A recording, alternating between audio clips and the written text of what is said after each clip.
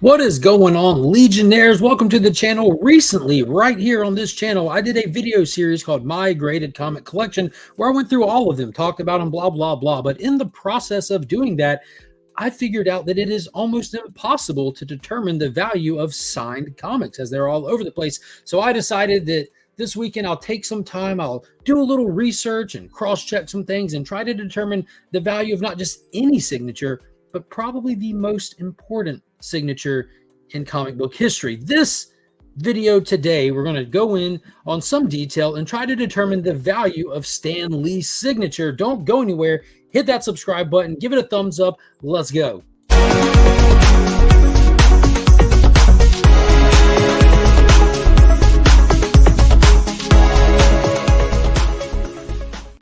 Shout out to the homies over at Big Time Collectibles. Check out their website. Follow them on social media. You can find them on Whatnot, fantastic online retailer. And if you need anything cleaned or pressed, my homie Justin can hook it up. You can find the link to him in the description below, as well as a link to ABX Comics and Games, my local comic shop. Fantastic shop, has a great Facebook group. Be sure to check that out as well. And let's get into today's video. Also, stay to the end to hear about the details because it is officially kicked off. The Incredible Hulk 180 event is underway for the month of December and January. I'll be sure to link you at the end of the video so you can easily find out what that's all about. You won't want to miss it. So again, recently I did a fun video series where I just highlighted my graded comic collection. I gave stories about why I owned them. I even talked about the value, and the reason why I did that, where I don't normally do value stuff on my channel historically, is because I have cover price now. It's there's so many tools and resources out there for determining value of our comics and collectibles, and cover price was a new one for me, and I wanted to get more familiar with it and kind of see what I liked about it, what I didn't like about it, and potentially its limitations. And one of its biggest limitations is the yellow label slabs. It does not have anything other than universal grading on there unless I'm completely missed something. And finding the actual fair market value, or FMV, of a graded signed comic book is super difficult as prices are all over the place. You know, there's countless places to buy comics from eBay to local stores to what's that other one, Macari, Instagram, Facebook Marketplace, just all over the place. Values are everywhere, and they're very, very inconsistent with signed comics, and they can get even more inconsistent as time goes, and we see a lot of these creators pass away. But Stan Lee is probably the most iconic comic creator to ever exist for numerous reasons, not just creating the entirety of the Marvel universe from its inception pretty much, but also because he was so active with the comic community. He would show up, he would show out, and he genuinely had a love and passion for the medium and the people and these characters. He was very accessible for decades. Like, his signature is everywhere. I have numerous things signed from him myself from where I met him, most notably that Incredible Hulk figure right there. That's my prize PC piece right there, probably signed by Stan back in Heroes Con in 2013. It was a blast getting to meet him, and I just felt, for me personally, that Hulk toy means a lot to me. So having a carded one signed by Stan was just it. That being said, comics are kind of the standard, though, for getting stuff signed by comic creators, obviously. And looking at the value of it, it's all over the place. From one place to another, it's just, there's no way to determine it. So what I did for this video, after having a conversation with some friends trying to determine the value of a book, was I decided to take a last sold eBay Stan Lee book, figure out what it sold for, then cross-reference that with blue label prices from multiple comic tools. I used Cover Price as well as Go Collect, which both are really fun, really useful tools for determining values of this stuff. And then I just decided to find out the average price of them, the average fair market value of the blue label, and then look at what the difference that last sold signed version was. So I have that here today. Got 4 books we're going to look at. 2 newer, 2 older. So let's kick it off. Let's see what the first one is going to be. No, that's not it. There it is. Deadpool issue number 1 from his first standalone series. The last sold for the Stan Lee signed slab in a 9.6 was on November 15th. Fairly recent. Last sold for $300. We're not going to factor in shipping and eBay fees and all that. We're just going to look at $300 is what it sold for.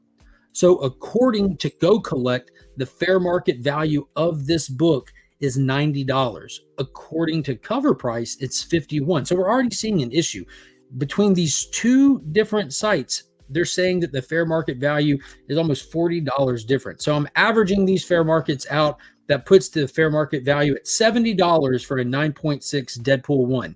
And this one sold for $300. That puts the signature value at $229.50 if you get down to it in detail. $239.50 for a Deadpool 1 signed by Stan Lee. Stan didn't even work on the book, didn't create the character, but having a signature on a Deadpool book. So this is where it gets dicey. Like, is it the character's popularity? Is it this? Is it that? Who knows? That's why we have to check multiple books to determine it. So then go from $230. Remember that, $230 for a signature.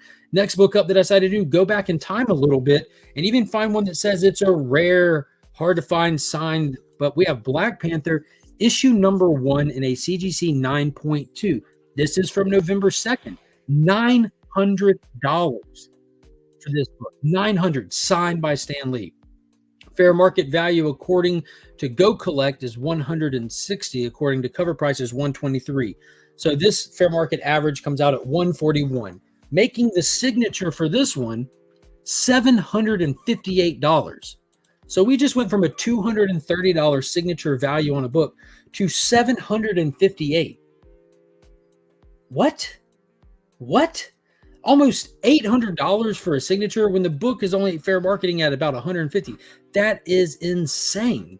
So I don't know if people are actually where other people are looking at some of this from or where they determine their values from. And I'd be curious, leave a comment down below. If you collect signed comics, how do you determine the value of a signature attached to it? Where do you look for prices? Because I'm just looking at the data and a very little data sample at that. But let's check out a couple more.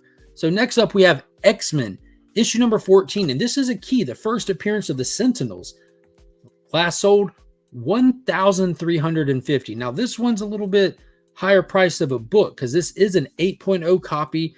So the fair market value, if you average the two between Go Collect and cover price, comes out to $980. That puts the signature back down to $370. So this one's not too crazy. $370 for a Stan Lee signature doesn't sound too bananas after hearing $758, but it's still higher than that first one of $230. They're still all over the place. Now, if you want to see it just get absolutely wild, let's look at this last one here that we'll talk about today.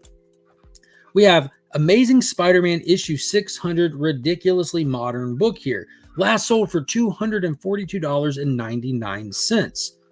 The fair market value when you average the two together comes to $57.50. So this is a $185 Stan Lee signature. So what I'm beginning to see, just judging by these, is the small trend of there is no fair market value for signatures. Not at this point after someone has passed. It's really what are you going to pay versus what is someone willing to buy it for. But if you do notice any pattern, it does seem the older the book, the higher the cost of the signature.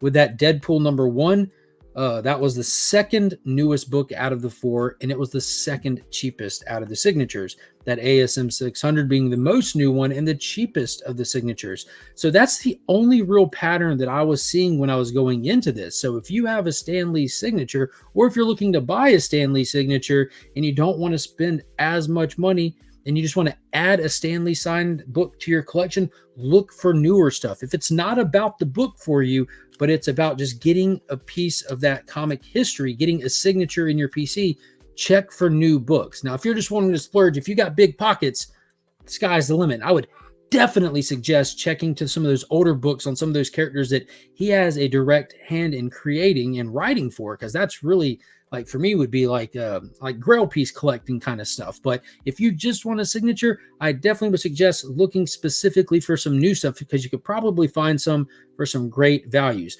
But when it comes to there being a hard line value on a signature of a legendary comic creator who's unfortunately deceased, it's not going to be consistent at all. There's not a market trend to it. There's not anything to it. It's literally cattywampus all over the place. So If you were looking for a hardlining answer in this video, I am sorry, that one doesn't exist. And I'm sure that there's other creators out there with legendary status that you're going to see this for as well. I did not look up or do any of the data searching on anyone else, but I would assume that people like Neil Adams will have the same trend, or George Perez would have this same trend. So again, if you're looking to add just those signatures to your collection for collecting purposes, look to the newer stuff if you have no luck with the older stuff. And that's all I got for you today. I hope you enjoyed this little video. I never stopped and looked at it myself, and it was really fun looking into it. I had a blast with it. If you enjoyed it, let me know in the comments down below, and be sure to hit that subscribe button if you hadn't already. If you want to consider supporting the channel even farther, you can do so by checking out the merch store or hitting that join button and becoming a channel member today. And don't forget, the channel member stuff definitely has its perks for you guys. We try to do as much as we can, and not anything short of this event right here. So if you want to know more about the Incredible Hulk 180 first appearance of Wolverine event, that is a cross-channel event happening between here and DJ Links, be sure to check out the video that I'll probably have highlighted on the screen around this area right here. And until next time, as always, I'm Mark, but we are Legion.